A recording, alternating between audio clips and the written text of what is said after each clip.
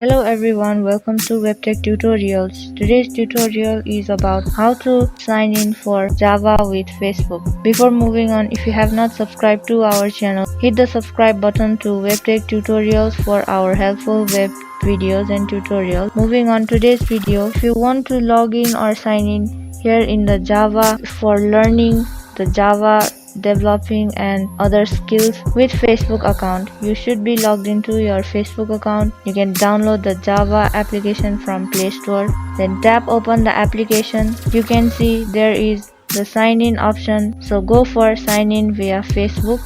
Therefore, Java programming will ask you to access to your Facebook for your informations like name, profile picture, email address. If this is your username from Facebook, tap on continue as your username.